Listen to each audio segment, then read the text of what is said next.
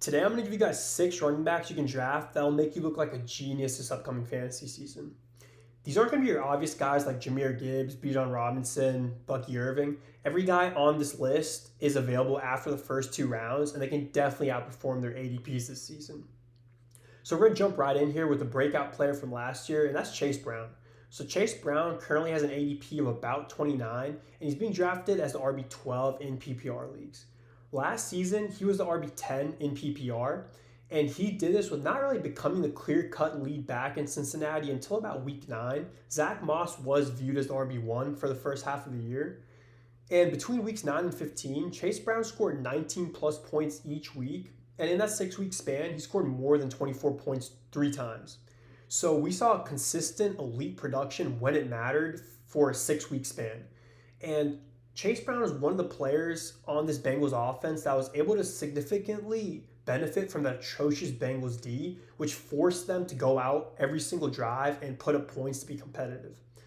Newsflash, this Bengals D has not gotten much better this offseason and potentially could be worse if Trey Hendrickson and Shamar Stewart aren't out on the fields week 1. So snagging the clear-cut lead back on a Joe Burrow-led dynamic offense in this kind of situation reeks of another top 10 finish. And in the 3rd round, you have a lot of upside here with Chase Brown.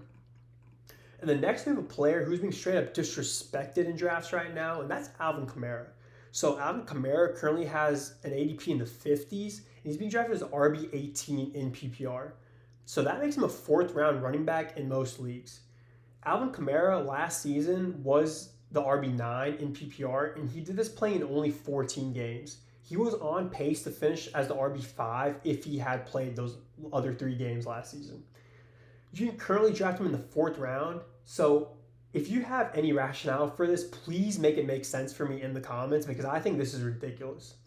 You may say the Saints suck, and yeah, they do suck, but they also sucked a lot last year. You may say he's getting older this season, but a team strapped on cap space just gave Kamara a 2-year, $24.5 million extension. So that tells me that the Saints think there's a lot left in his tank. And the Saints are quarterbacked by 2 young QBs this year in Spencer Rattler and Tyler Shaw. There's not a lot of talent on this offense, and given Kamara's elite rushing and receiving capabilities, he's going to be the top target for these young quarterbacks to find any success in the NFL. And if you're adopting a late running back strategy or just want to get a really high ceiling RB2, you're getting a proven top 10 fantasy running back in the 4th round. So the upside here is insane. I definitely think he can finish as a top 10 running back. And again, getting him in the 4th round is just crazy, and I'm going to be hopping on that for sure. Real quick, you're already at an advantage this upcoming fantasy season by being here on Yam Talks, but let me help you even more. Over the next few weeks, I'll be dropping my fantasy football draft guide to the public for the first time ever. As a computer scientist, I've created advanced AI and machine learning models on top of my countless hours of research that could give you the winning edge this season. This guide will have all my rankings, notes, projections, and so much more. You can pre-order your guide at a discounted price by emailing me or messaging me on X. And the price you pay today is the price you lock in for the rest of your life. So as I increase the price each summer as my channel grows and I introduce new models, you always pay what you pay today. So definitely hit me up if you're interested, and let's jump right back into the video. So now I move on to the 3rd running back on this list, and that's Chargers rookie Omarion Hampton. So Omarion Hampton currently has an ADP at 42, and he's being drafted as the RB17 in PPR leagues. His ADP has been steadily rising over the past few weeks, and I'm still comfortable drafting him where he is now if you have a bona fide RB1 on your team already. But if his ADP continues to grow over the next few weeks to the point where he would be your RB1, if you're like end of 2nd round, start of 3rd round type of ADP, I'm going to have to revisit this. But again, for now, I'm happy with where he's being drafted. Over the last 2 years at UNC, Hampton averaged 24 touches, 150.4 yards, and 1.3 touchdowns a game. He was an elite runner of the ball. He was viewed as the consensus RB2 entering this year's draft, and he now finds himself on a Chargers team that was top 10 in running the ball last year under Harbaugh. The Chargers have made it clear they're not going to shy away from running the ball next year, and it's evident with the signing of Najee Harris and drafting Omarion Hampton. So he's landed in an ideal scenario to be a fantasy stud in his rookie year. But like I said, they did sign Najee Harris, giving him $5.2 million. So I do expect Najee to be the lead back on this team for the first month or two until Martin Hampton kind of eases into that lead back role. So if you're drafting Hampton to be your RB2, I highly recommend drafting a running back in rounds 5 through 8, maybe someone like Najee Harris, until you can confidently start Hampton. So you may not be able to reap the benefits of your pick with Hampton in week 1 or maybe even week 5, but I do believe in the back half of the season and in the fantasy playoffs, he will be an RB1. Next, we have another rookie, and that's RJ Harvey. So Harvey's ADP has him as the RB21 in PPR, going in the mid to late 5th round. Over the last 2 seasons at UCF, Harvey averaged 199.5 rushing yards, 2.5 rushing touchdowns, and 33.6 receiving yards per game. So he was putting up crazy video game-like numbers at UCF, and he was extremely efficient as a runner and as a pass-catching running back. So with Harvey, you're banking on the potential he has, basically in a perfect scenario for a rookie running back to be drafted into this year. The Broncos didn't draft a running back in the first round like a lot of people, including myself, expected them to because they knew they wanted Harvey on day 2. Sean Payton has drafted 3 running backs in the first 4 rounds of NFL drafts, and those guys were Reggie Bush, who was a Rookie of the Year finalist, Mark Ingram, who was a Pro Bowl running back, and Alvin Kamara, who was the Rookie of the Year winner back in 2017. And now RJ Harvey. So the Broncos have a top 5 O-line in the league, an emerging offense, and until the recent signing of J.K. Dobbins, Harvey was slated to be the only viable lead back on this team. So I wouldn't be too worried about Dobbins overshadowing Harvey in his rookie year, considering Dobbins does have some injury history, and I do think RJ Harvey is the higher upside back, bringing in those receiving capabilities. So if you're getting out of your first 4 to 5 rounds with only 1 running back, Harvey is a high-risk, high-reward RB2 target in the 5th or 6th rounds, similar to Breece Hall in his rookie year, which paid off until that season-ending injury he did have. And now we move on to the 5th running back on this list, and this is the last rookie on this list, and that's Caleb Johnson. So Caleb Johnson is currently being drafted as the RB26, and out of all the 3 rookie running backs we've talked about so far, I do think Caleb Johnson is the most likely to outperform his ADP. You're snagging a clear-cut RB1 for the Steelers in the 6th or 7th round of your drafts.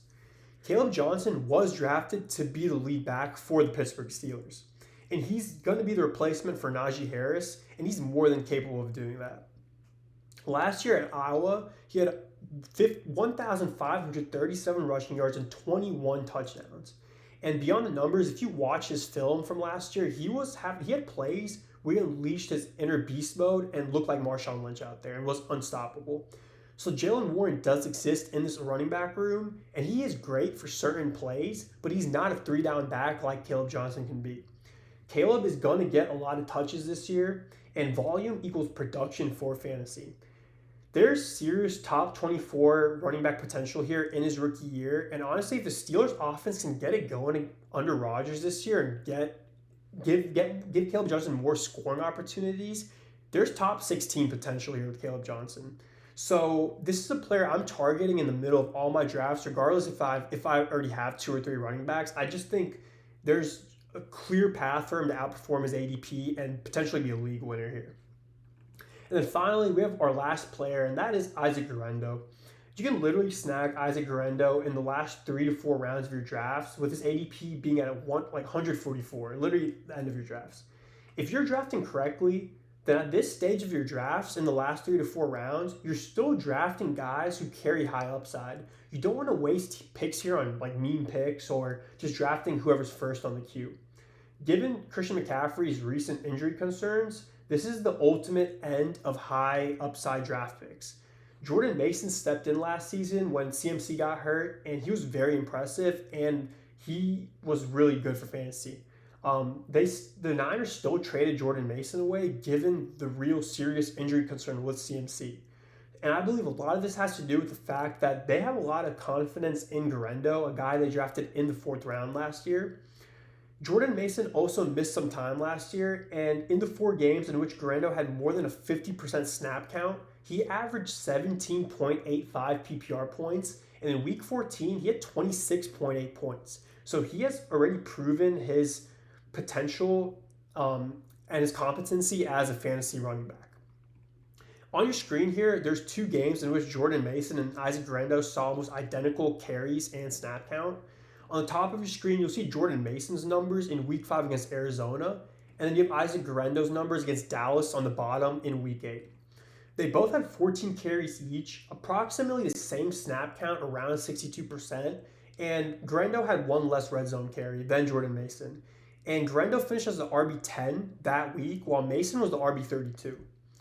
And again, two new images here on your screen. On the top, again, you have Jordan Mason, and on the bottom, you have Isaac Guerendo. These are games in which both guys played against the same exact team against the Rams. And even though Jordan Mason had 3 more carries against the Rams and 5 red zone carries compared to Guerendo's 0, Guerendo finished with more points. So my point here is that Jordan Mason was a best ball godsend last year and a waiver wire diamond.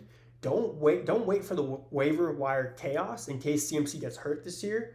Draft Guerendo at the end of your drafts, especially if you do have CMC. And by week 4, this pick could either turn into a legit RB1 for fantasy and be a league winner, or you just move on from him with no significant investment.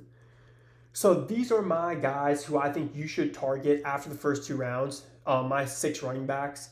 And again, I think all these guys can really have a clear path to outperform their ADP. And I'm going to have a video out for wide receivers, quarterbacks, tight ends, all that in the upcoming 2 weeks. So be on the lookout for those. Check out all my other fantasy videos from this summer, and I'll catch y'all later. Thanks for tuning in.